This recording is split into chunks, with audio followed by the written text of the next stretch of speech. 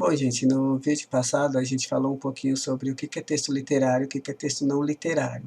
Então hoje a gente já vai começar a entrar na literatura em si, trabalhar os textos literários. Então para começar a gente vai o quê? Vai falar um pouco sobre trovadorismo, que foi o quê? Foi o primeiro período literário da língua portuguesa.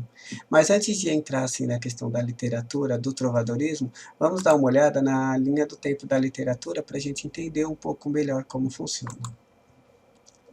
Lembra que no texto anterior eu falei para vocês do estilo de época, que cada época tem estilo, cada época tem seu estilo diferente. Então a literatura ela é assim, ela é dividida em épocas. Então cada época tem seu estilo e tem as suas características diferentes. Então assim, não é que deixou de existir as cantigas, mas tipo, de repente elas saíram de moda e entrou outro tipo. Então é aquilo que está na moda na época. E a literatura ela visa justamente isso, ela visa o quê? Ela visa você ela visa o quê? Retratar a sociedade. Então a literatura ela muda de acordo com o período histórico, ela muda de acordo com a sociedade, ela acompanha essas mudanças na sociedade e isso é refletido o quê? Nas obras literárias. Então na linha do tempo da literatura a gente vai ter o quê? O trovadorismo, humanismo, classicismo, quinhentismo, barroco, arcaísmo, romantismo, realismo, naturalismo, parnasianismo, simbolismo e modernismo. Então a gente vai ter toda aqui eu coloquei um resuminho das características, mas depois a gente vai ver um a um sobre as características. O nosso foco de hoje é o trovadorismo. Então aqui, o trovadorismo. O trovadorismo ele se iniciou em 1198, ou alguns falam que é 1189, não tem um ano preciso, até porque a gente está falando de uma época que não existia muito registro ainda. Então, assim, que é o ano que? O que foi o marco inicial aqui? A Cantiga da Ribeirinha, que é o marco histórico da poesia escrita em língua portuguesa. Ele é o primeiro texto escrito em língua portuguesa. Não é o português que a gente tem hoje. Aqui nessa época a gente ainda tinha o galego português, que a Península Ibérica separou e a gente tinha a Gália, que foi virando Portugal. Então a gente tinha o quê? O galego português, que estava começando a se formar a língua portuguesa.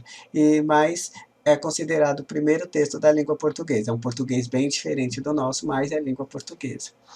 E o final foi em 1418, quando Fernão Lopes é nomeado guarda-mor da Torre do Tombo. O que seria esse guarda-mor da Torre do Tombo? A Torre do Tombo era o registro oficial de tudo que acontecia no reino, das crônicas, tudo.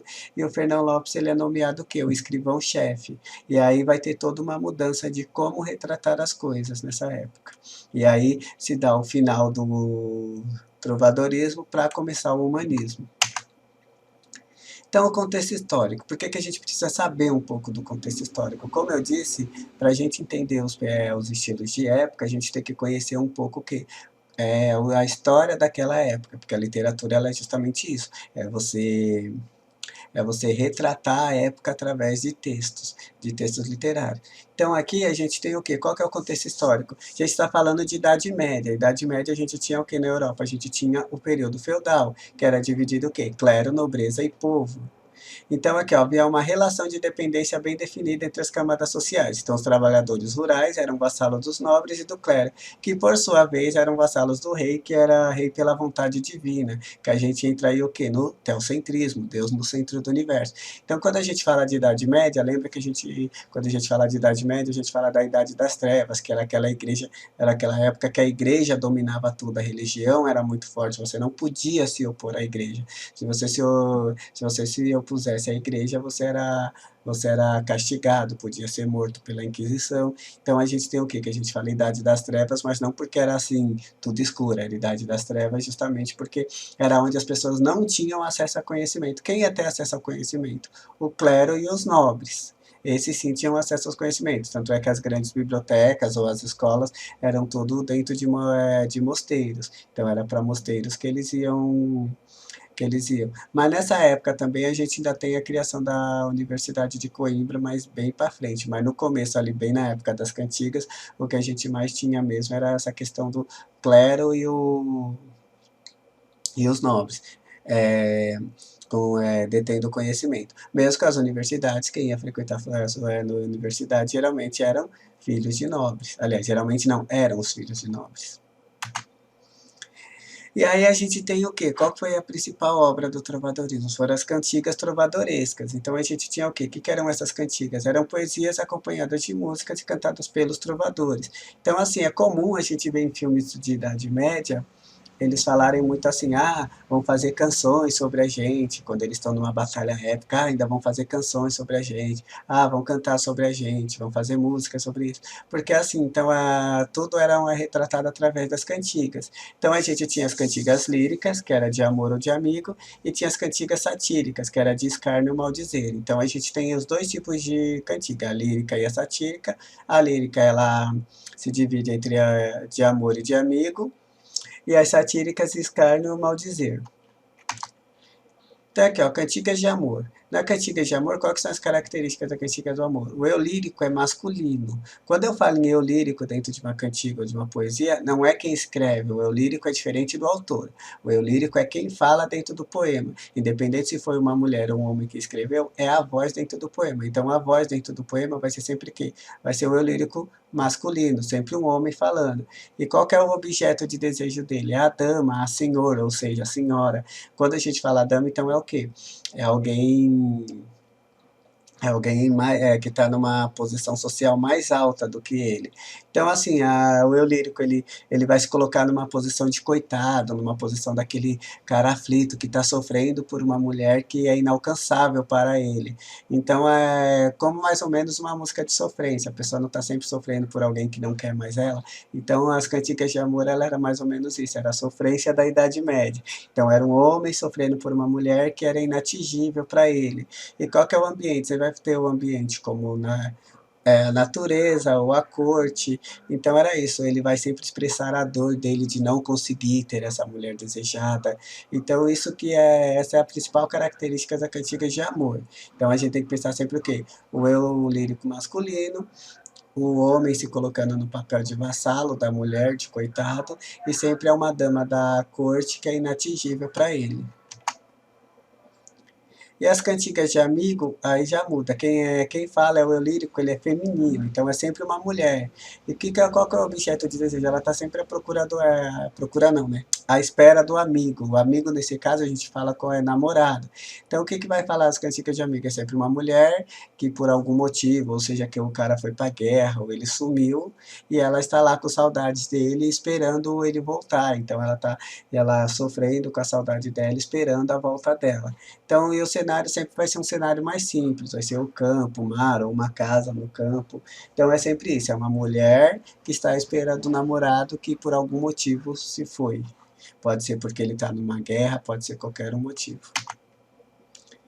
E aí a gente tem o quê? As cantigas de escárnio, que entra dentro da divisão das satíricas. Então, assim, a gente tem a de escárnio e a de maldizer. Qual que é a diferença entre as duas?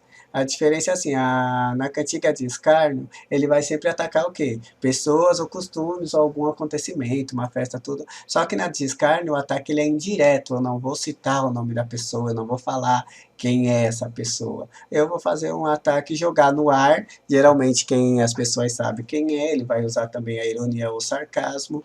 E eu vou jogar no ar, mas não vou falar quem é a pessoa.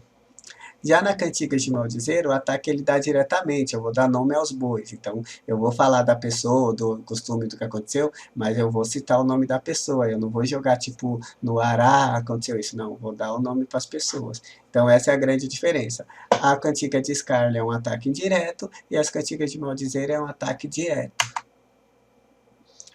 E aí, naquela época, a gente ainda não tinha prensa, lembrando que era tudo muito coisa, então a gente era tudo manuscrito. E essas cantigas, elas eram reunidas nos cancioneiros, que era o que? As cantigas eram coletâneas manuscritas chamadas de cancioneiros, ou seja, eram como se fossem livros, mas escritos à mão. Então a gente teve ali vários cancioneiros, então eram várias coletâneas de poesias ali.